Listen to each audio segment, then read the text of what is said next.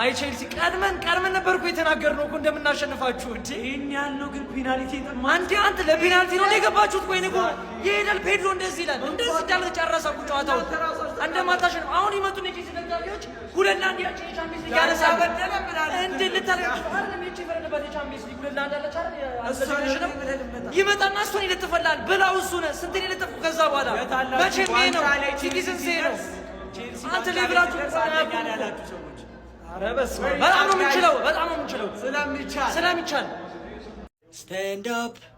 stand up for the champions stand up አቤት ሁለት ዋንጫ ገባ ባይዘዌ እየቋጠርሽ ነበር አሉ የአርሰናል ደጋፊ አሁንም አንተን ነው ማበሽከ ከገባ ማለት ነው ከሞነ ሃንግማን ምናምን እናንተ በላ ነው ያላችሁትን ዋንጫ እኛ እየበላ ነው ሃንግማን ምን ሺ ነው ቼላው እንዴ ሲቲ ፋይናል ሚስቴናት ምናምን አላልክም ነበር እንዴ በምን አይነት የሴሜኒዮ ጎል የተሸነፋችሁት በኢየሱስ ስም ጭራሽ እንዲ ፍሊክ አረ ተለያለ የኔ አባት በተገኘው አጋጣሚ እነሱ ማን ሲቲ ላይ ቋጥራሉ እኛ ዋንጫውን ሳብ ያረግን ኪሳችን ሳብ ያረ አሁን አንድ ይቀራል ማለት ነው አረ በስመ ሲጀመር ጨዋታውን አርሊ የመዝጋት ስንት ድሎች ነበሩ 2-0 የማረግ ጭራሽ ይቀናጡላል ነው ምን ፋይናል ሰርድ ላይ ደርሰው ቼልሲ ሰከንድ ሃፍ እንደገባ ትንሽ ኳሲዛ ምናን አስደነጋገጠችን ወፍ ደና ቻንስ እንኳን አይፈጡ ወያለው አልቆላል በቃ የኔን የኤፍኤ ካፕ ዋንጫ መብላት አይተ ፕሪሚየር ሊግ ላይ አሁን ተደናበራለህ ተሸንፈናል ጀማው ብዙ ጊዜ እኔ ስፎክር ነው ተለጥለጠን የምንወጣው ከዚህ በኋላ የምንም ጨዋታ ቢኖርብን ቪዲዮ አልሰራም በጣም የሚያስጠላ ጉስቶ አረ በመድኃኒዓለም ጭንቅላቴን የነቀልኩት ሮባ ሲያስቀን አይደለም ማሰብ እኮ አይደለም አንተ ጉስቶ ተጫዋች በጣም የሚያስጠላ ጨዋታ የምሬ ነው ነገር ጉስቶ የሚባል ሰውዬ የሚቀጥለው አመት ቼልሲ ቤት እንዲቆይ አንፈልግም ልክ እንደ ደጋፊ ጉስቶ ላይም ተቃውሞ ይወጣል በቃ አይሆንም ይሄ አንተ ቆይ እስቲ እንዴ አንድ ነገር ጥሩ አይሰራም እንዴ 90 ደቂቃ ሙሉ አረ አንተ እግዚአብሔርን በጣም የሚያስጠላ ከበዛ ላይ የዳኛ የሚያስጠላ ውሳኔ ፔናልቲ በእርግጠኝነት ከስንት አንድ የምናገኝበት ፔናልቲ አጋጣሚ ነበር በቃ እያንዳንዱ ተከልከለ ኩሳኖፍን አሁን እኔ አሁን ኩሳኖፍ ጆው ፔድሮን ከቀጥታ ኳሱን ነው ከቨር ያለ ኢንቴንሽናሊ ማለት ለኳሱ አይደለም ይሄ ግን ከለከለን እንደዚህ ድል የለም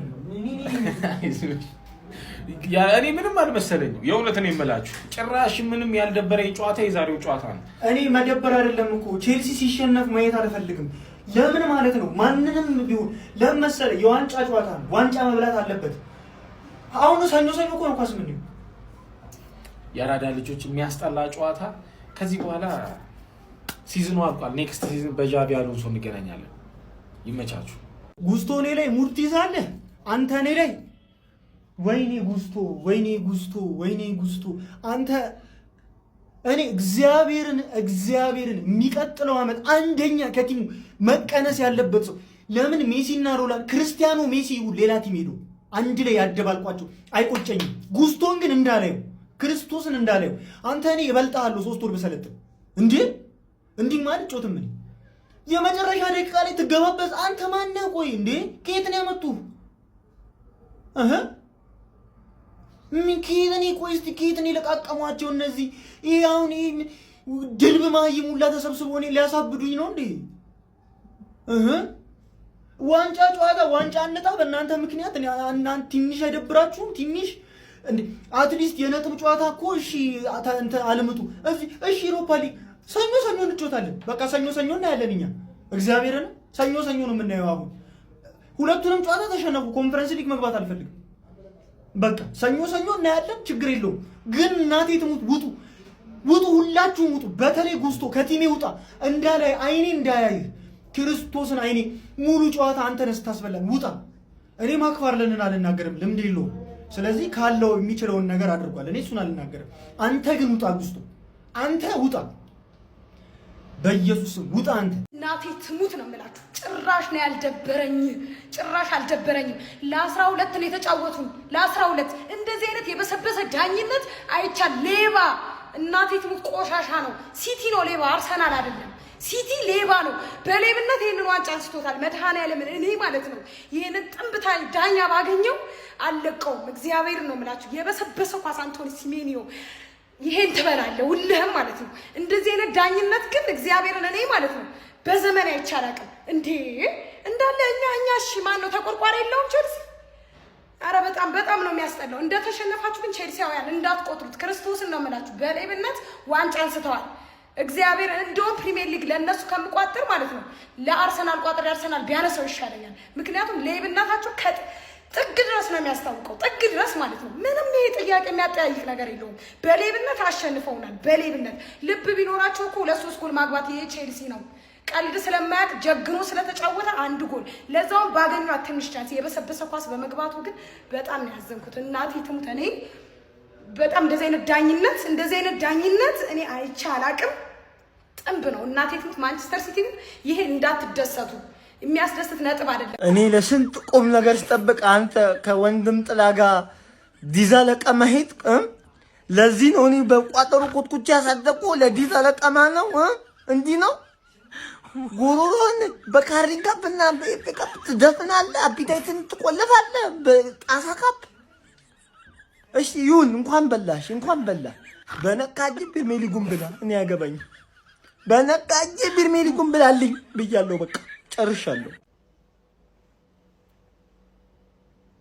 በቃ ይሄ ልጅ የማንም ወሮ በላ መፈንጫው ነው ቀረ።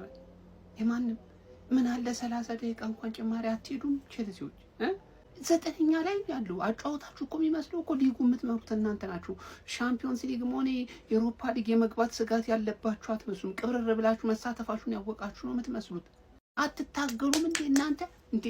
እንዴት ነው ከናንተ የበለጠ ፓሽን ኖሮት ይሄ ቡድን እንዲተጫውቱ አሸንፏችሁ የሚወጣው? እንዴት እናንተ እኮ ምክንያት አላችሁ።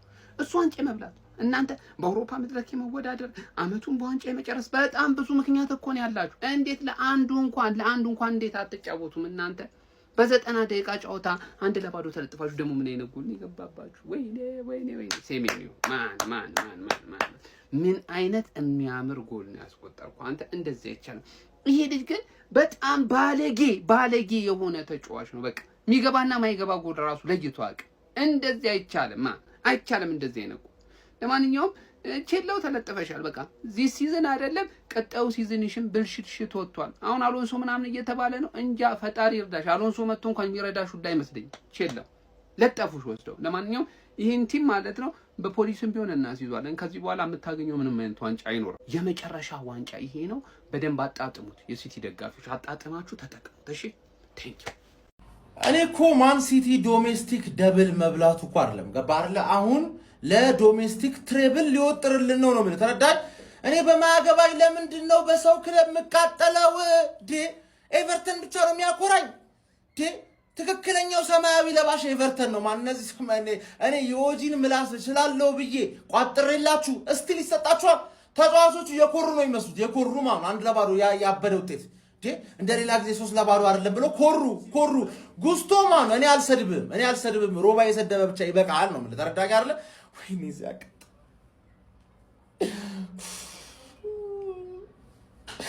ስለኔ የሌለበት ዋንጫ እኮ ነው ገባ። ሞራል ግን ምንም ሞራል እንዲያገኙ አልፈልግም። ሮድሪ የሚባለው ሰውዬ እኮ ተመልሷል። አሁን ቦርንማውዝ የልጅነት አባቴ ገባ አይደለ? ወይኔ በእናትህ እኛ እኮ ሁለት ጨዋታ አሸንፈን እኮ ዋንጫ መብላት እንችላለን። ግን ለምንድን ነው የምንጫወተው? መጫወት አልፈልግም። መጫወት ኦቨርሬትድ ነው ተረዳኝ። ሳልጫወት መብላት ነው ፈልገው ገባር። ለሃንግማኖችን አላበሽቃችሁም። የሚቀጥለው አመት ሰኞ በአንድ ሳምንት አንዴ በአንድ ወር አንዴ ስትጫወት ይገባል። ተረዳኝ አይደል? ይገባል ነው የምልህ። ኖ ዩሮፕ ከሀገር መውጣት አይቻልም። በባስ ብቻ ነው የምትንቀሳቀሹ ኔክስት ሲዝን በባስ ብቻ። ኖ ፕሌን አባቴ። ፕሌኑ እንደውም ብሉኮች ሽጠውታል የሚባል ወሬ አለ። አድክም ለዛ ነው ያላስገባችሁ። አንዱ የቼልሲ ደጋፊ ፍሬንድ ፍጻሜ ደርሰን ተፈጸምን አላለኝም? ፍጻሜ ደርሰን ፈጸሙ።